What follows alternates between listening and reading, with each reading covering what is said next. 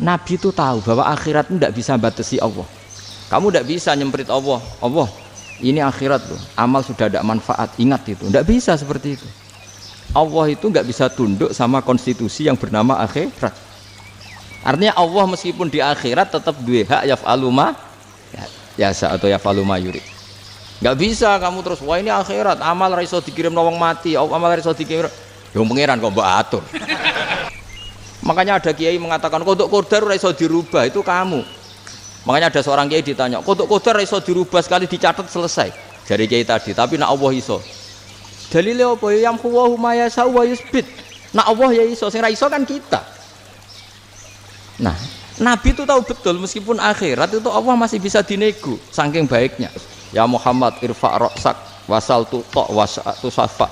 Ismat sirahmu angkat. Kowe njuk apa tak turuti. Semenjak itu Nabi minta apa? Syafaat. Karena dulu ulama itu sudut pandangnya itu ya seperti itu. Ada yang ulama suka ibadah itu sholat, ada yang milih tidur. Sampai Imam Ghazali bilang suatu saat ibadah terbaik di zaman akhir itu tidur kan. Sholat saja kalah sama tidur kan. Tapi itu loh ya, yang wajib tetap loh, terus kamu gak sholat wajib.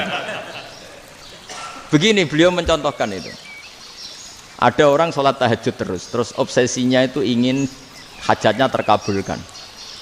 Sementara yang tidur obsesinya nikmati rahmatnya Allah, boleh tidur, bisa tidur. Kata Imam Ghazali, timbang kita tahajud terus nuntut pangeran aduk turu katanya. Mergo engko di akibat terus setan memberi bisikan, "Loh nyatanya kamu tahajud ya gak terkabul." Berarti cerita bahwa Nabi ngendikan kalau doa tahajud mustajab enggak. Daripada ngono ki aduk turu ora tau ndonga. Timbang ngabri-abri Islam timbang ngelek-ngelekin apa? Islam. Jadi ulama itu mulai dulu itu sudah berpikir. Banyak orang menjadikan tahajud sholat malam itu media untuk hajatnya. Dan kalau nggak kesampaian ini mutung. Nyalahkan kiainya ijazah ramandi. Macam. Daripada ngono ora usah apa? Tahajud turu. Dan jenis kayak ini tuh banyak. Makanya ulama kayak saya itu saenake dhewe itu ya jarak. Saya sering didolani muhibbin terus bilang, "Gus saya doakan gini-gini saya mau nyalon bupati atau saya gini." Saya bilang, "Gak waduh orang donga, nak ra mandi darane ulama dongane ra mandi." Nak mandi kamu jadi bupati tetap nganggep karena beli. Sopo sing ra roh bupati saiki gak beli. Ribet kan?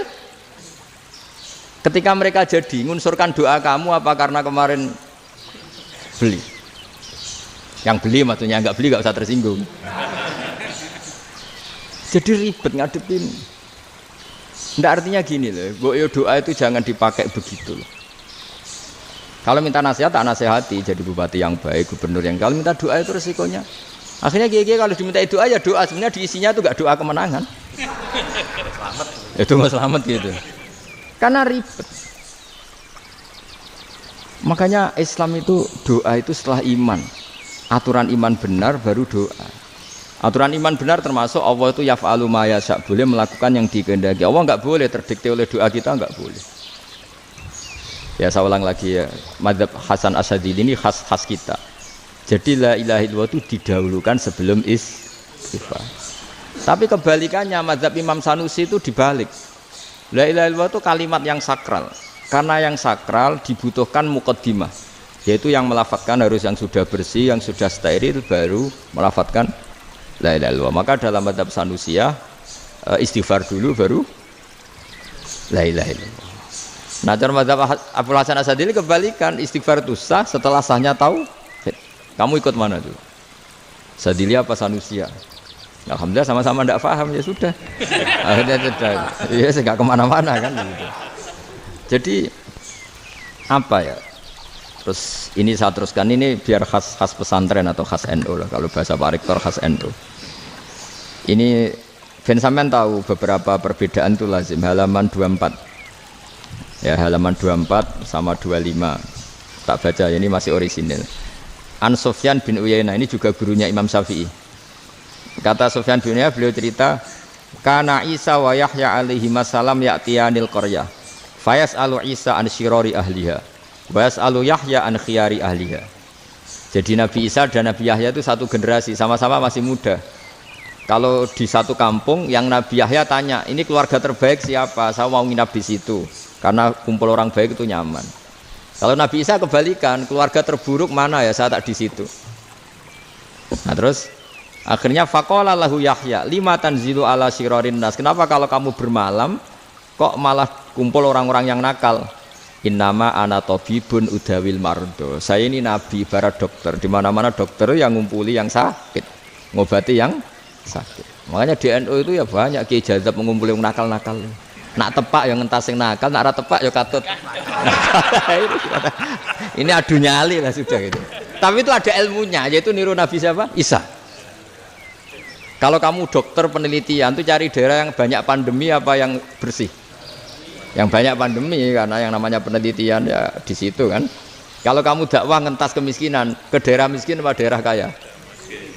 Nah sama, kalau ngentas kefasikan, ke daerah fasik apa daerah orang soleh? Fasik. Ya, tapi itu Nabi Isa. Nah kalau kamu tidak Nabi kan potensinya kan ngadut itu. Tapi setidaknya bahwa kita sering disalahkan karena punya beberapa tokoh yang ngancani fasik-fasik, itu sebenarnya ada dalilnya, yaitu Nabi siapa? Isa. Nah terus masalah tegas dan lunak. Ketika ada mahasiswa misalnya pacaran, boncengan lanang dan perempuan, itu pilihan kita apa? Kalau tegas, terus gak mau mendengar kita. Misalnya gini contoh gampang, tak beri contoh Pak D. Jangan orang tua, nanti secara fikih itu beda. Nah ini kan kita orang pesantren, biasa ngaji fikih detail. Kamu Pak D seorang perempuan, mahasiswi misalnya, sering pacaran. Setiap ke situ sama pacarnya kamu diam saja. Padahal kamu dosen keislaman. Mesti pamanaan kamu nyimpulkan, ternyata pacaran itu tidak apa-apa. Buktinya Pak D itu tidak negur, menengahi. Ini berarti as-sukut alal mungkar. Tapi kebalikannya, Pak D ini terkenal keras. Nak rono mesti ada aku ponaan. Akhirnya yura rono. Mesti ngerti nak mesti diamuk. Nah, dua orang ini sama-sama gagal kan? Yang lunak menjadikan ponaannya pacaran terus karena enggak negur sehingga dikira membolehkan. Sing keras juga enggak sempat bina wong rono era wani. Akhirnya dua orang ini sama-sama enggak ketemu, sama-sama enggak berkesempatan membina kan? Gagal membina kan? Karena yang keras ponaannya enggak pernah situ, berarti enggak bisa bina kan? Yang lunak membiarkan berarti juga ada bina. Nah, Islam itu antara dua itu. Ya agak terlalu lunak, enggak terlalu keras. Karena kalau terlalu keras, misalnya ada kiai terlalu keras, lu masyarakat mau tanya itu gimana? Lari kan? Lu saya ini punya pengalaman pribadi. Saya ini kan kecelok orang alim. Itu kalau pernah ya saya itu berusaha ya pokoknya ya umumnya orang alim lah. Tenang, terus anteng, enggak gejlok-gejlokan. Itu enggak ada yang tanya. Saya mimpi ketemu beberapa ulama itu disalahkan. Terus umat saya kalau mau tanya itu ke siapa? Wong alim wis wibawa, meneng tambah banget wibawane. Kalau Quran sering gojlok rektor macam-macam. Terus wong wanita kok, saya biasa ke pasar pandangan dicegot orang. Gus, putri saya itu sering keluar darah tapi melebihi batas haid gini-gini. Kalau badhe sowan jenengan, gak usah sowan ning kene mbek ngadeg-ngadegan. Terus tanya, yang haid berapa hari, Gus? Ya supaya rudat ilal adat. Adat sebelum dia punya penyakit istihadah itu berapa? 6 hari ya sudah, kembali 6 hari lainnya mustahadah, tetap sholat, tetap normal. Tapi kalau saya wibawa, moro pasar go tasbih duwilu. Iku mesti wong salaman njaluk donga yakin. Tapi baru kayak rada uraan ketemu wong-wong, dol pening ndi? Mak pening ndi? Gus beneran Gus ketemu jenengan kula wingi badhe tua kok. Ini tanya. Dadi uraanku iku amdan. Lha nek sampean asli, iki asli uraan. Karena ndak uraan lah tetap ndak wibawa kan. Jadi baru kayak uraan itu ya banyak. Saya itu kalau ngantor di Jogja itu banyak orang yang tanya. Ya biasa tuh tanya macam-macam. Karena saya uraan. Ke pasar ya orang, bahkan di bis sering ketemu orang. Wah beneran Gus kalau badhe sowan jenengan badhe tanya ini. Ya sudah di sini aja. Jadi semua itu diilmoni. Nabi itu punya sisi yang dua-duanya jalan. Memang beliau luar biasa, dipilih Allah yang luar biasa. Nabi ketika wibawa itu banyak sahabat yang bahkan mengenali wajahnya aja tidak bisa.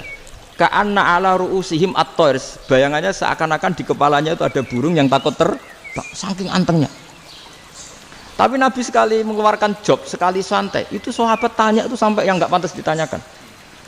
Nabi saat tadi kumpul istri saya, tapi tidak inzal, itu wajib mandi ndak. Aro'aita law anna ahadana ya'ti imro'atahu walam yunzil. Itu ya ditanyakan. Nabi pun kumpul itu betul saged inzal sepundi. Guys betul lagi. Terus ya ada yang tanya macam-macam. Ya saking ada sahabat dipanggil Nabi tambah lari, dipanggil lagi tambah lari. Panjenengan nyeluk, oh pas kula kumpul bojo kula. Lah kula kuwatir jenengan orang suci, saya belum mandi, makanya saya lari. Nabi ngendikan innamal mukmin thahir, ya nak masalah ketemu kiai ra apa-apa ijek junub. Sementing kok nak salat ya dhisik. Tapi Nabi sekali pakai madzahirul jalal, tapi pakai wibawanya, itu orang enggak berani ngomong. Tapi sekali Nabi rileks, itu orang bisa tanya apa saja, termasuk halal yang enggak pantas. Loh, ada sahabat itu tanya lucu, tanya Maimunah. Maimunah itu ya cantik tapi sudah agak tua lah. Maimunah, ya umal mukminin, hukumnya ngambung bojo pas Ramadan piye? Wah gak roh aku, gak tahu diambung kan Nabi pas Ramadan. Tanya Saudah, wah malah ra diambung kalau Saudah itu kan wis tuwa itu. Lucunya istrinya dia jawab, tanya Aisyah yang mungkin Nabi, iya yang mungkin tanya Aisyah. Itu yang usul ya istrinya Nabi Maimunah. Selalu Aisyah, tanya be Aisyah. Ya Amirul ya umal mukminin gini-gini. Wah Aisyah yang cantik masih perawan kan. Qabbalani Rasulullah bahwa oh Nabi biasa ngambung-ngambung pas Ramadan dan beliau tetap puasa. Akhirnya fakih ngarang kan wa takbil fi Ramadan wa tublah la tubtilu shauma ngambung ora. Iku ya udah biasa di sini. Ya nasib bojone ayu. Ndak ini artinya seasik itu. Jadi garwane Nabi sing ngrasa rodok tuwa. Wah, aku ora tahu. Kok Aisyah. Serilek itu dulu itu. Maksudnya orang-orang Islam pertentangan itu. Maksudnya dia balik semua ini bedanya orang pesantren sama orang kampus. Kalau orang kampus mau cerita agama itu rahmatan lil alamin, tapi nyontokno rileke ora iso. Agama itu rilek, tapi nyontokno rileke ora iso. Mergo ora rapati ngaji. Contohnya ora iso, dadi mau gawe kaidah kok Islam itu rahmatan. Jadi Nabi itu lah, Allah juga gitu. Allah itu kalau sudah memperlihatkan madzahirul jalal, itu mbok malaikat Jibril rawani. Ketika Allah dengan madzahirul jalal. Tapi kalau Allah dengan madzahirul jamal, madzahirul apa? Jamal. Iku ya gojol-gojol kan ambek makhluke gojol. Ya buli-bulian cara sakniki.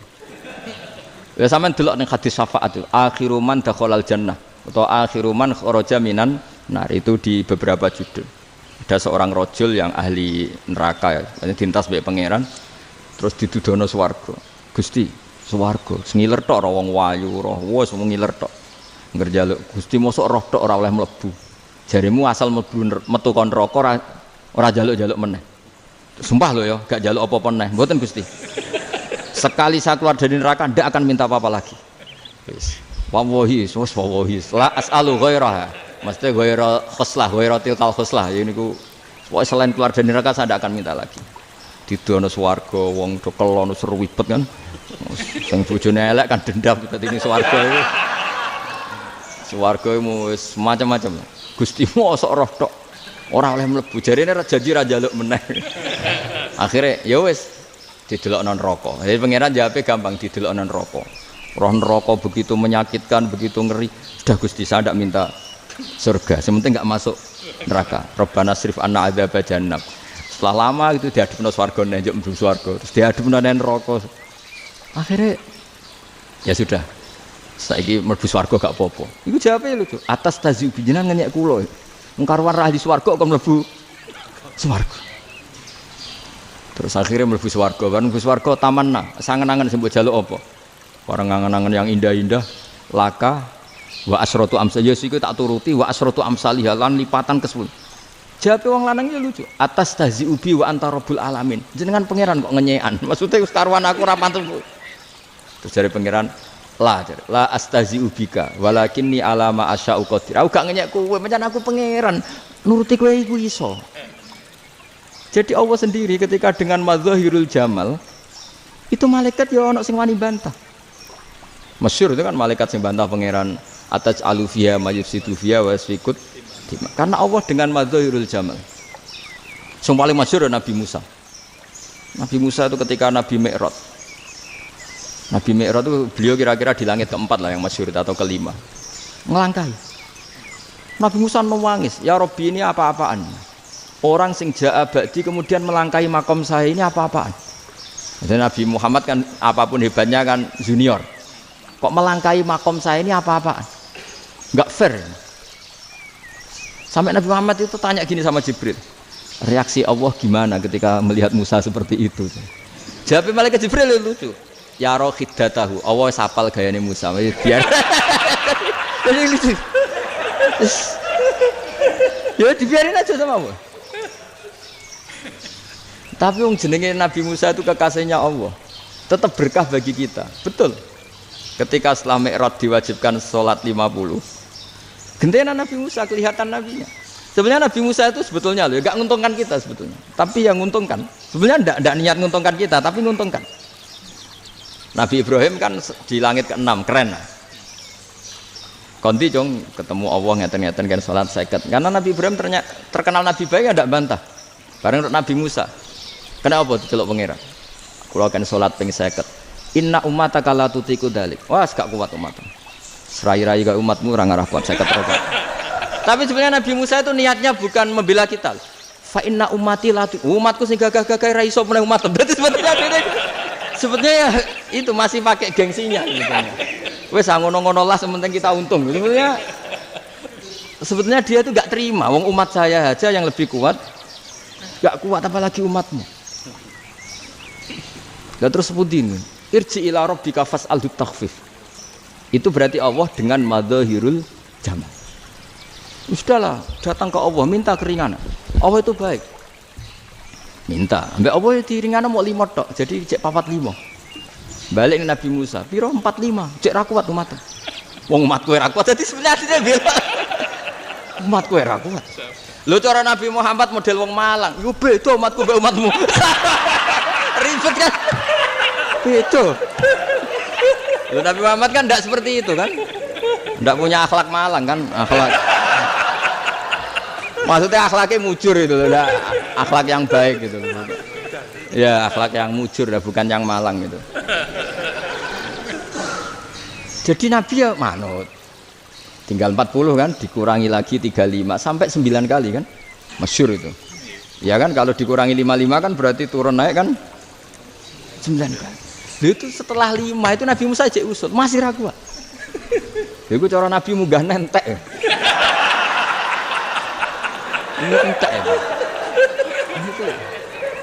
Terus iya doa tuntas betul. Bebas. Bebas. Terus munggah ado-ado lha opo? Ngapain itu? Akhirnya Nabi Muhammad sudah sampun ya kalimah Allah. Saya ini malu sama Allah Musa. Sudah 9 kali dan diturutin terus. Jadi Allah kalau dengan madzahirul jamal itu Nabi Musa biasa nego sama Allah. Tapi ketika Allah dengan madzahirul jalal itu Nabi Musa enggak berani. Yaitu di hadis syafa'ah. Hadis syafa'ah ketika manusia datang ke Nabi Adam, ya tuna Adam. Ya Adam anta abul basar ngene isfa'li ana inda rabbik. Kamu saya minta mensafaati kita. Nabi Musa, Nabi Adam ya inna rabbi qad ghadibal yawma ghadaban lam yaghdab qablahu mislah wa la yaghdab ba'dahu mislah. Ini Allah sedang murka besar dan tidak akan murka seperti ini lagi. Sudah saya tidak berani nafsi.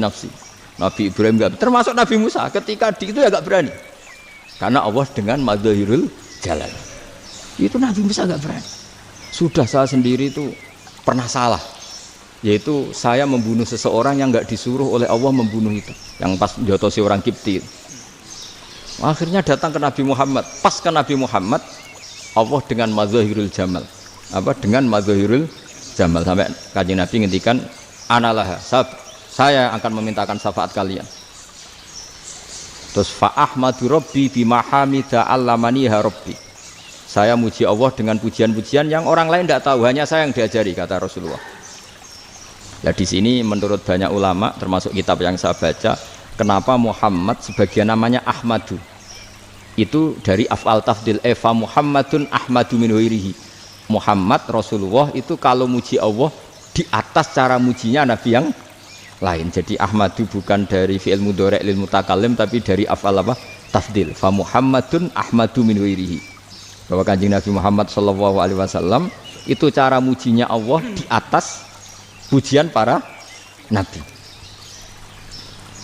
Makanya di sini Sayyid Ali Zainal Abidin kalau muji hamdal hamidin wa fauqa hamdil hamidin. Jadi pujian saya ini di atas rata-rata cara mereka apa? Memuji. Yaitu sirinya apa? Nabi itu tahu bahwa akhirat itu tidak bisa batasi Allah. Kamu tidak bisa nyemprit Allah. Allah, ini akhirat loh. Amal sudah tidak manfaat. Ingat itu. Tidak bisa seperti itu. Allah itu nggak bisa tunduk sama konstitusi yang bernama akhirat. Artinya Allah meskipun di akhirat tetap duwe hak yaf'alu ma yasa atau yaf'alu ma yurid. Nggak bisa kamu terus wah ini akhirat amal ra iso dikirim wong mati, amal ra iso dikirim. Wong pangeran kok mbok atur. Kalau kita yang mengirimkan tidak bisa, tapi kalau Allah tetap bisa. Makanya ada kiai mengatakan kodok qadar ra iso dirubah, itu kamu.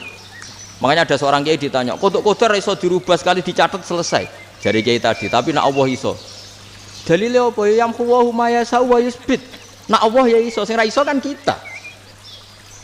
Nah, Nabi itu tahu betul meskipun akhirat itu Allah masih bisa dinego saking baiknya. Akhirnya Nabi sujud, masyhur itu terus, ya Muhammad irfa' ra'sak wasal tuqa wasatu safa. Semat sirahmu angkat. Kowe njuk apa tak turuti. Semenjak itu Nabi minta apa? Syafaat. Jadi makanya terus banyak GNU sing macam-macam lah. Sing ana sing potongane wedi terus hati-hati. Niku berarti makome Madzahirul Jalal.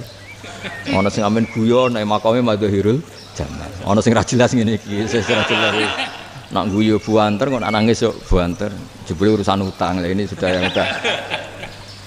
Jadi makanya yang rileks saja. Sebenarnya agama ini santai, rileks karena agama ini harus bifarohin wasururin. Enggak boleh agama ini dibawa dengan kekerasan, dengan antisosial. Karena agama ini harus kul bi fadlillah bi rahmati fa bidzalika falyafrahu, harus senang, harus rileks. Makanya saya jadi kiai itu senang takutnya gini. Sekali saya tidak senang jadi presiden buruk. Ternyata ada wong alim ora enak, itu contohnya. Sampean merengut terus uripe susah, nanti orang tidak berani jadi orang alim. Makanya saya akan buktikan bahwa saya lebih bahagia dibanding rektor. Nanti orang yang jadi rektor semua ingin jadi orang alim. Iya, makanya ini kan bentuk kearifan lah. Jenengan ngakui fungsi kiai kayak saya itu bentuk kearifan. Saya juga ngakui jenengan ini butuh kearifan. Saya sering didolani KUA itu rata-rata ya didikan kiai. Kompilasi hukum Islam itu banyak ya, janda cantik. Contohnya harus cantik, kalau jelek nggak mungkin terjadi kan. Ada janda cantik kebetulan suka kawin tapi takut zina. Saya ulang lagi, suka kawin tapi takut. Itu seringnya gitu Pak Rektor. Jadi dia kawin bosen, bilang ke KUA, Pak saya sekarang mau nikah sama ini. Loh, tapi kamu mau punya suami. Ya tapi kan nggak tercatat Pak. Itu KUA-nya rata-rata itu nggak berani. Meskipun nggak tercatat karena secara fikih meskipun nggak tercatat tetap dia seorang perempuan yang bersuami, maka nggak boleh nikah sama orang lain. Tapi secara hukum santri nggak bisa dong menikahkan perempuan sing dzati zaujin yang punya suami. Jadi ini barokahnya kerjasama yang baik. Jadi di masyarakat itu tertanam didikan kiai nggak boleh nikahkan perempuan yang bersuami. Tapi di KUA ngikuti hukum formal. Dan di Indonesia itu KUA itu rata-rata konsultasinya ya sama kiai. Sehingga ya nggak berani akhirnya meskipun aku wedi mlebu rokok Mbak, gak iso. Dan itu banyak. Seorang lagi ya, makanya ini kan pesantren itu nggak boleh mati. Orang kiai-kiai kayak saya nggak jelas-jelas itu harus lebih jelas lagi. Karena ini yang on time, yang online, yang siapa saja bisa tanya. Saya itu SMS saya itu nggak punya HP WA. HP jadul itu SMS-nya tiap hari tak berapa, orang yang tanya dari Kalimantan, dari Aceh. Gus di kampung saya ada masjid 2 itu yang sah mana, ada yang dari orang perkotaan Gus di perumahan baru ada masjid, yang Jumatan baru orang 12 sah enggak? Ya langsung saya jawab, sah. Dalilnya ini. Ya sudah, nah, tapi kata Imam Syafi'i gini harus orang 40, itu madzhab Syafi'i, dalam madzhab yang lain gini-gini. Itu kalau tanya rektor itu kan ribet. Masuk ajudan dulu, asisten dulu, panjang.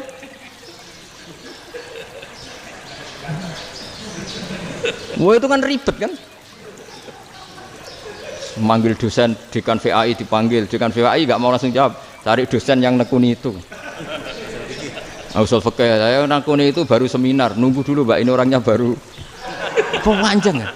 Bisa tutup Islam kalau kesuwen. Coba kalau tanya kiai kan enggak ketemu di jalan. Dulu Mbah Zubair kata Mbah Mun. Saya termasuk santri yang diapresiasi Mbah Mun. Dhisik Mbah Zubair yang ngono, anak nong takok pesowan gak oleh. Gak takok ning kene. Jangan biasa ditanya orang ngadeg-adegan. Ya alhamdulillah ilmunya cukup, kalau gak cukup ya kok sik. Jadi sebetulnya orang sopan itu ya agak-agak ada yang ditutupi sebetulnya. Mboten prayogi teng dalan nginjang mawon matur. Ya sebetulnya sebenarnya memang ilmunya agak cukup gitu. Tapi itu sebenarnya secara fikih itu haram, menunda itu haram. Ya haram tuh, coba bayangkan ya, kalau tanyanya sekarang, Gus saya ini sudah keluar darah 1 bulan penuh, padahal normalnya hanya 6 hari. Saya nanti sholat enggak? Kalau nginjang mawon dugi kula, berarti kan hari ini belum ada keputusan. Sholat apa enggak kan? Tapi karena modus tadi, boten prayogi nggih ngendikan ngoten teng dalan nginjang tengen kula. Itu kemungkinannya 2, sopan atau goblok, itu saja. Kayaknya kalau sopan enggak lah. Kayaknya enggak lah kata. Karena secara fikih itu jelas haram. Bagaimana mungkin sesuatu yang harus dipraktekkan nanti duhur dijawab besok, berarti duhur, asar sampai subuh belum ada jawaban, berarti enggak ada sholat kan? Makanya dibutuhkan orang-orang alim yang kultural seperti ini, dan NU menghormati kultural. Tapi Mbah Mun juga sangat menghormati Islam formal, karena tadi produk-produk formal itu bisa dilembagakan oleh negara, dan itu kita ikut untung. Makanya Mbah Mun itu kalau punya tamu KUA, punya tamu polisi sampai pejabat itu. Kenapa saya contohkan KUA? Supaya jangan kira seperti pendapat orang-orang hasud, wah mesti aja disolani presiden seneng, menteri seneng. Enggak juga. Sebenarnya semua kiai itu mulai KUA sampai polisi, polsek, polres itu seneng semua. Karena sama-sama diajak mengawal bangsa ini, diajak mengayomi semua masyarakat. Tapi kadang-kadang masyarakat ngeritiknya, jenenge kiai disolani menteri ya seneng presiden. Padahal yang sowan kiai itu ya mulai KUA, Kapolsek, kepala desa, RT, mudin. Itu mudin kalau tanya ya lucu-lucu. Gus kalau nate nyembelih pitik kemanian, pitike go gede mah. Akhirnya wis ngerti nak kemanian langsung tak sembelih meneh. Terusane ku sah ta ora. Ribet. Ya tak jawab, lah pitike pas iku jek urip to ora? Terus urip Gus. Wis sah cara mazhab Malik jek urip. Karena itu ada perdebatan antara mazhab Malik dan mazhab Syafi'i. Nah, cara Imam Syafi'i itu agak ketat. Hewan yang punya kehidupan sudah mutharibah, misalnya ayam jago, contohnya harus jago, karena kalau ayam kecil diikhlaskan haram. Jadi yang cilik wae kan gitu. Fikih itu ya, fikihnya orang Indonesia itu pecundang. Kalau ayam kecil gak ditanyakan, mate ra wis. Kalau jago ditabrak truk kejet-kejet. Andai kan gak disembelih pun mesti mati. Itu cara mazhab Syafi'i itu haram. Karena penyembelihan ini tidak menjadi penyebab kematian, tapi memang karena kecelakaan tadi. Tapi cara mazhab Imam Malik enggak. Andai kan gak disembelih, matinya kan 2 menit lagi atau 1 menit lagi. Andai kan gak disembelih. Berarti mati sekarang itu bawaan pisau apa bawaan kecelakaan? Ya sudah halal gitu. Nah akhirnya ya saya bilang ya sudahlah kita semuanya mati. Jadi cara debat, cara Imam Syafi'i enggak, cara berpikir itu sudah tidak kehidupan yang normal. Yang dimana-mana penyembelihan itu mematikan yang hidup normal. Jadi agak ketat. Sehingga dalam contoh kemanian, kalau dalam bahasa Jawa nyembelih agak sempurna terus pesonya jatuh atau apa itu, kalau pakai mazhab Syafi'i agak kesulitan. Jadi kalau mazhab Malik asal diselesaikan secara fauron, dan juga sebagian mazhab Syafi'i itu halal. Nah orang mesti tanya gitu, Gus, wedhusku tabrak truk, man Gus kejet-kejet. Tapi nak pitik cilik ra ditakok. Makanya termasuk kritiknya Mbah Mun, tapi ini mazhabnya Mbah Mun ya. Kamu boleh ikut boleh ndak, karena ini urusan ndak penting. Dari wong-wong lucu, nak ditakoki yuyu muni haram mergo amfibi. Yuyu ngerti sampean? Tapi nak ditakoki kepiting muni halal. Mergo nak yuyu haram gak eman, nak kepiting eman. Padahal alasannya coba, kenapa yuyu haram? Karena amfibi kan, bisa di air. Pertanyaannya, kepiting seperti itu ndak? Nah, tapi kepiting kalau haram kan eman. Karena besar kan. Kalau yuyu silahkan haram kan gitu. Artinya apa? Fikih kita ini agak-agak pecundang gitu, agak-agak pertimbangan. Iya, ini lucu kan? Kualitatif. Coba alasannya yuyu haram karena apa? Amfibi kan? Hidup dua alam. Pertanyaannya kepiting seperti itu enggak? Iya. Iya, kenapa kalau orang tanya, yuyu haram apa halal? Rata-rata jawab haram. Tapi kalau kepiting mulai khilaf. Loh mestinya kan sama kan? Lah itu Karena unsur imannya. iya tadi. Saya juga sering melihat tonggo-tonggo itu. Ayam cuwilik sakmene ketabrak truk, enggak ada yang tanya. Tapi saya pernah jalan-jalan di Narukan sini. Ono jago ketabrak, sing duwe langsung marani kula pas saya naik motor. Gus ini halal apa haram? Nak langsung kula sebelah halal apa haram? Wis kanggo kowe halal ya halal. Karena saya tahu tak jawab haram mesti kecewa itu. Aduh. Kiai ini beratnya kan. Ya akhirnya ya saya setelah itu Fatihah Imam Syafi'i ngapunten umat kula tuh ora siap madzhab jenengan tuh ndak siap. Tidak sama. Iya kan akhirnya pakai madzhabnya Imam Malik tadi. Ya tak Fatihah Imam Syafi'i ini mboten niat nglawan jenengan. Tapi ngobati tiang eman. Mergo pitike besar itu. Jadi ini kan cerita ya itu makanya yang rileks saja lah bahwa Islam ini yang rileks, yang menyenangkan karena ya agama ini harus menyenangkan. Raditu billahi robba. Raditu itu seneng banget, ridho itu puas. Enggak boleh beragama pertuntungan terus emosinan, ya marem atau raditu itu marem. Jadi yang ya saya kira demikian. Assalamualaikum warahmatullahi wabarakatuh.